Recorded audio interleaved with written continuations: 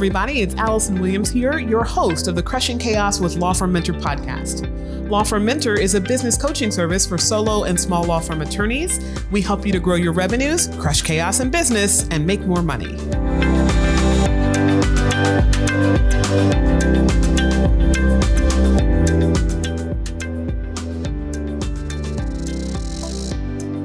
Hi everybody, it's Allison Williams here, your law firm mentor. And today on the Crushing Chaos with Lawfrim Mentor podcast, we're going to be talking about how to create your own platform. Now, for those of you that are in the business of law, which presumably you all are, or else you probably would not be listening to this podcast, I am sure that at different times you have said, it would be really great if I could get on so-and-so's stage, right? If you could get in front of a massive number of people, the people who either could en masse refer you clients for your business, or could be the actual prospective new clients that you want to serve.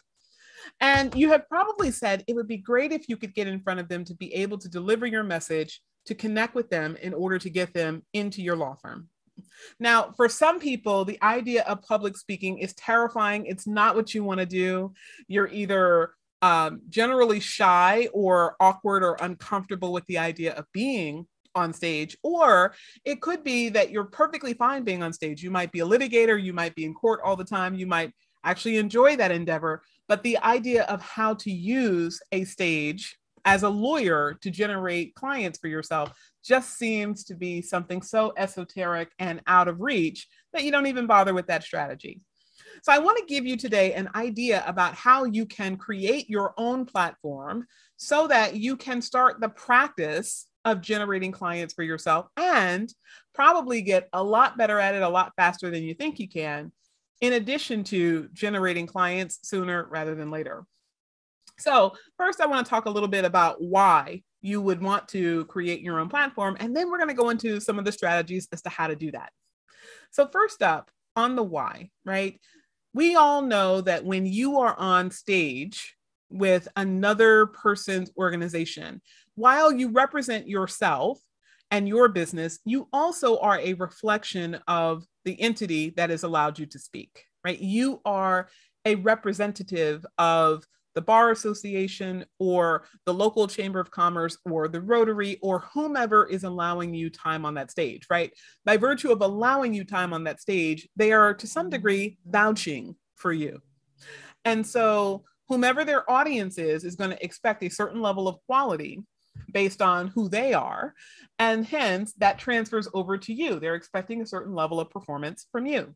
Nothing wrong with that, but because there is the concern, and rightfully so, by the organization that the person on stage needs to be able to deliver quality content to the audience, as well as engage the audience in a way that will keep their interest and keep them supporting the host organization, there is often a great deal of pressure that hosts of and organizers of public speaking events will place on the talent.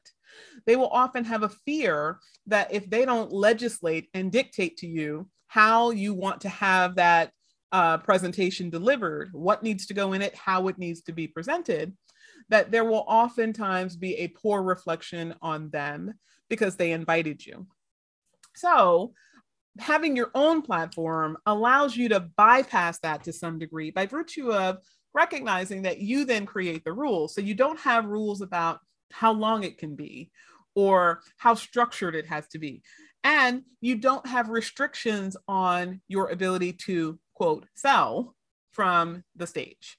Now, when I say sell, I'm not in this traditional sense. I'm not here in this sense talking about the traditional way we think of selling from stage, right? So it isn't that you're going to stand up and you're going to make an offer and you're going to say, hey, everybody, go to the back of the room and sign up for my such and such course. You could have that. There are definitely lawyers that sell courses.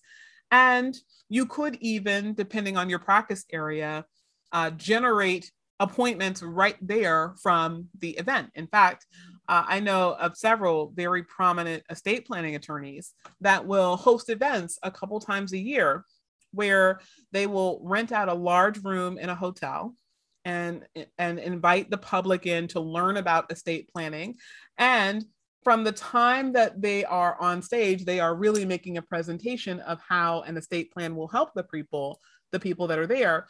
And at the end of that session, there will be a call to action to sign up before you leave in order to get some economic value of a reduced price of estate planning, or some type of added benefit, or a package to review it, or something like that. Okay. By the way, that's a very effective strategy for those of you out there that sell estate planning services. Know that is definitely a successful strategy. I've seen it used effectively in multiple jurisdictions. But for most of you, we're probably not talking about that type of selling. We're probably talking about the type of selling that has you presenting from the stage in order to generate contact information or secure contact information from your audience so that you can later engage with them, invite them into your world, and get them into your ecosystem so you can market to them in the future. Now, another why as to why you'd want to have your own platform is that you get to speak directly to your audience. Now, what I mean by that is that when you are doing online marketing or social media marketing, unless you are advertising, right? Pay-per-click marketing or pay-per-click advertising is really what most people would think of as a direct call to action. Somebody has been in an accident, they need a personal injury attorney right now. Someone has been served with a complaint for divorce, they need a family law attorney right now. Someone needs to incorporate a business, they need a business attorney right now, right? That's not what we're talking about. When we're talking about marketing online, we're usually talking about the message goes out to the ecosphere, if you will, and anyone who has a need for that service is going to consume that content and contact you in order to engage your business. Now, when that type of one-to-many marketing goes out, the people receiving it may or may not be in the need of your service. And so while you are speaking to your ideal client avatar, if you have your messaging dialed in appropriately, that message is still going out to, quote, the masses, right? It's not going out to the targeted folks that are most inclined to take action on the message. And I want you to think about, when you have your own platform, the fact that if you invite people into or onto your own platform, there's a greater likelihood that they will actually need the service that you are offering them. Okay. One of the perfect examples of this is what I do in my own practice. You know, for those of you that have been following me for any length of time, you know, I've been a family law attorney for 18 years.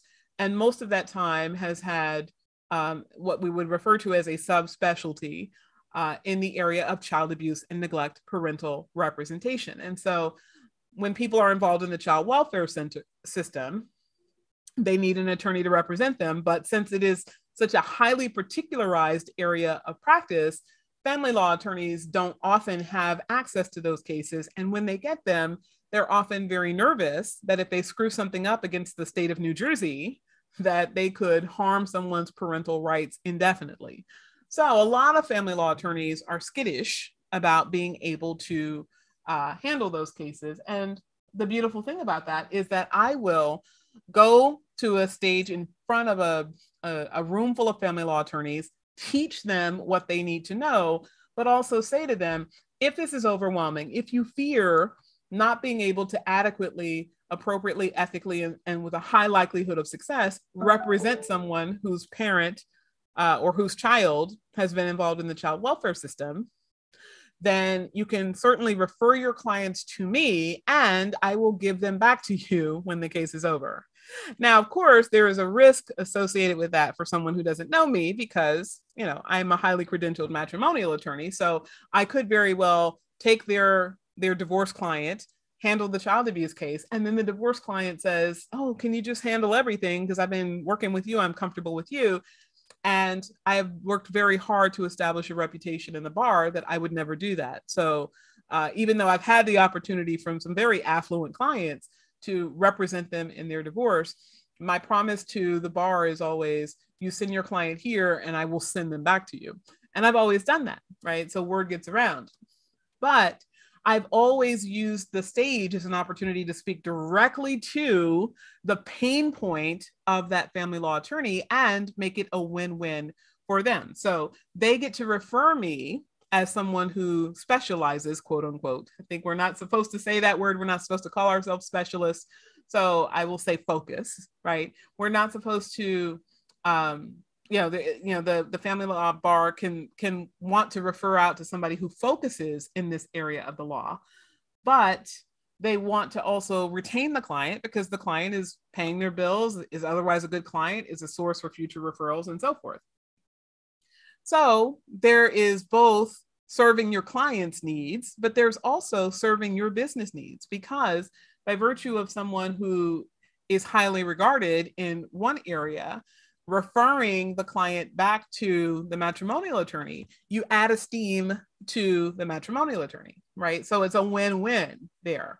But I get to say that directly to the people who are going to most likely encounter the folks that I want to serve, and who are going to be most inclined to send those people to me because of the platform.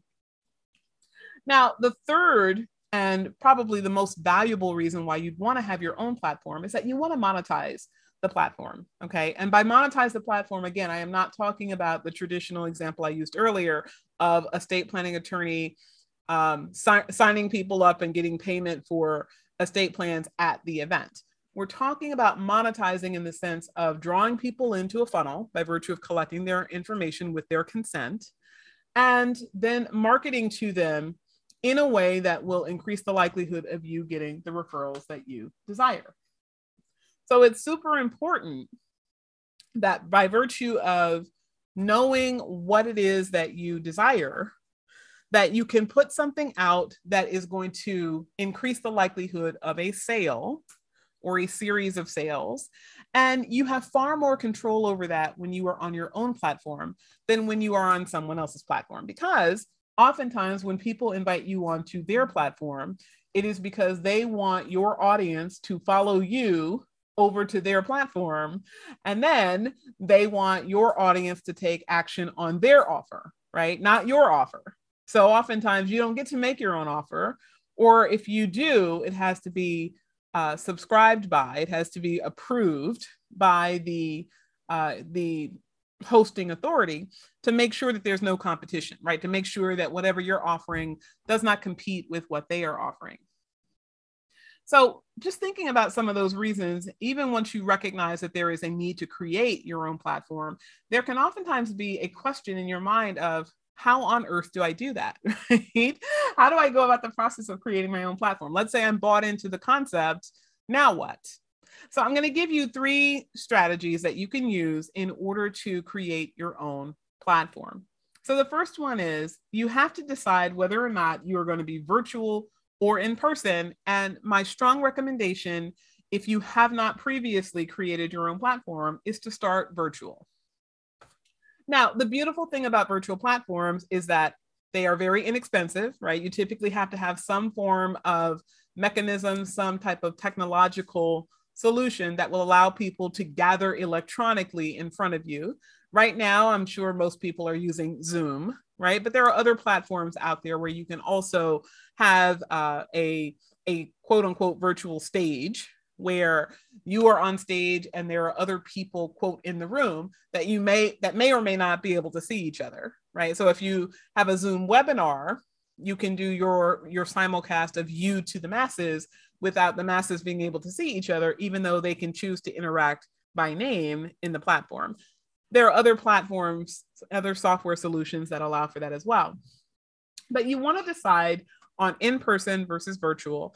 And virtual gives you the added benefit of being able to refine the content, being able to see the reactions of people if you're doing something like a Zoom room, and get a sense of how to perfect your message so that when you deliver it live, and typically at much greater cost, you are reducing the likelihood of wasted investment in the platform that you're going to be on, right? So virtual gives you a greater opportunity to be a little bit more free with trying out different messaging, engaging with different offers, talking to people with a different amount of information, and so forth. All right, second strategy you have to keep in mind is how to assemble your audience. So in assembling your audience, the thing that you want to keep in mind is that you want to think about ways to get people that need to hear your message, whether it is a referral source, a group of referral sources rather, or a group of prospects. And assuming that you want to get to prospects, advertising is a great way to do that. So there's lots of different things that you can do. Okay, we're going to assume for the moment that this is going to be a live event.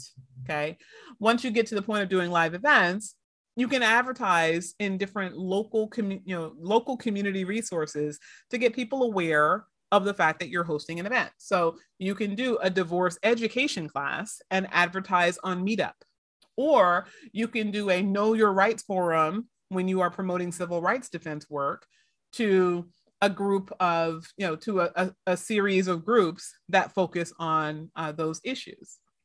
Meetup is a great way, this is meetup.com, great way to target groups that have something in common with the people that you are trying to reach or who are the people you're trying to reach. Local newspapers is another great option, right? The local thrifty. Once upon a time, it was kind of the five and dime, the newspapers that you'll find in the big metal boxes in the vestibules of diners, or the little rag that you'll see when it's kind of laid out when you're going into grocery stores or you're going into local shops in kind of outdoor markets. Another thing, since we're now in a much more digital age than even 5 or 10 years ago, are online newsletters, right? So there are a lot of local organizations that will have an online newsletter, and depending on what your practice area is, most law is state law, but of course there's also federal practice.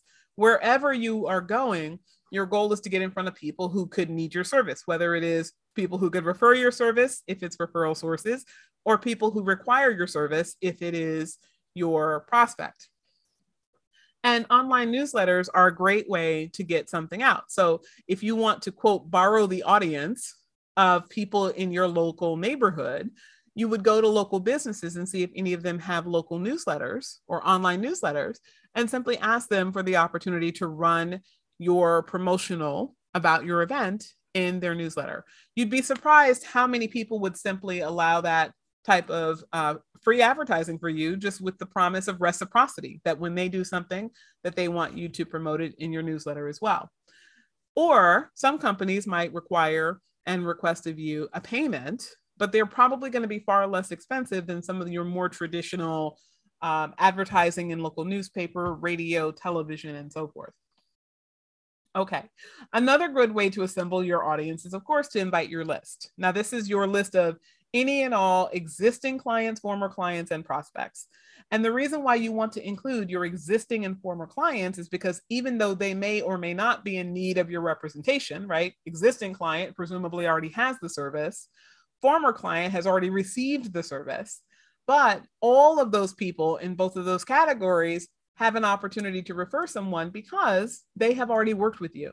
So even if they don't personally need your service, they can refer your advertisement to someone who does need your service.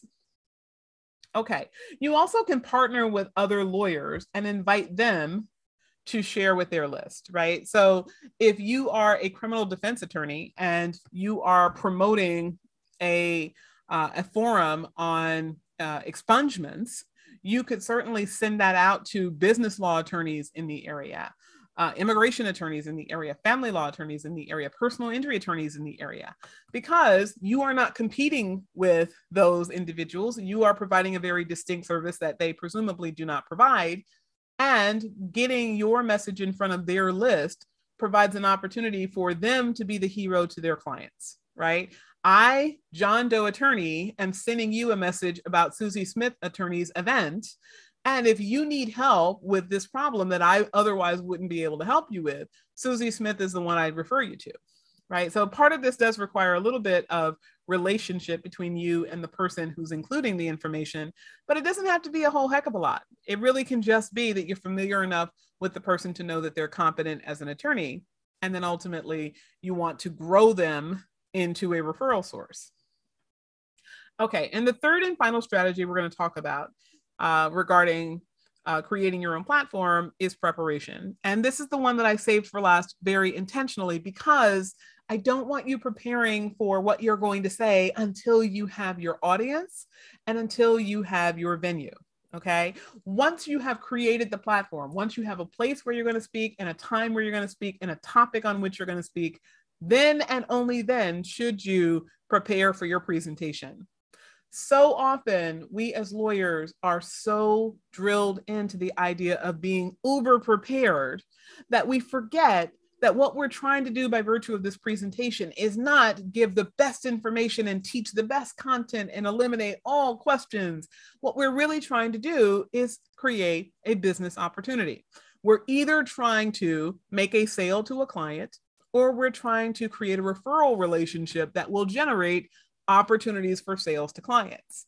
That happens through a very structured, very strategic type of conversation. That conversation is a sales conversation from Sage.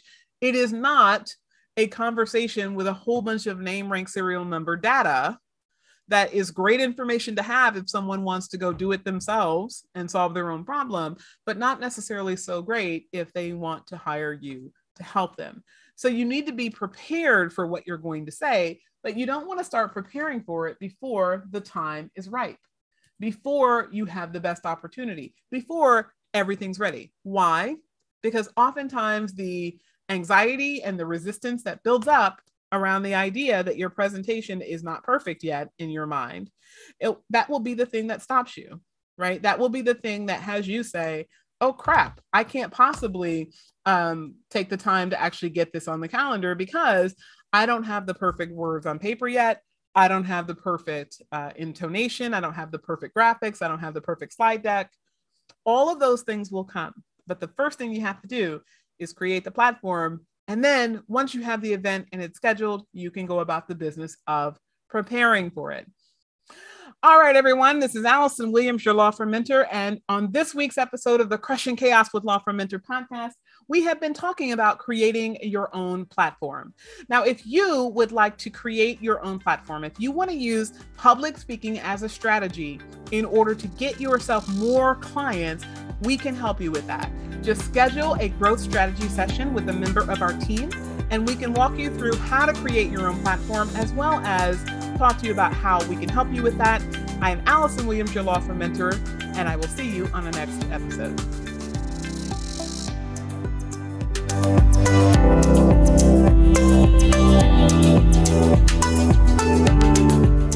Thank you for tuning in to the Crushing Chaos with Lawfrim Mentor podcast. To learn more about today's show and take advantage of the resources mentioned, check out our show notes. And if you enjoyed today's episode, take a moment to follow the podcast wherever you get your podcasts and leave us a rating and review. This helps us to reach even more law firm owners from around the country who want to crush chaos in business and make more money. I'm Allison Williams, your Law Firm mentor, everyone. Have a great day.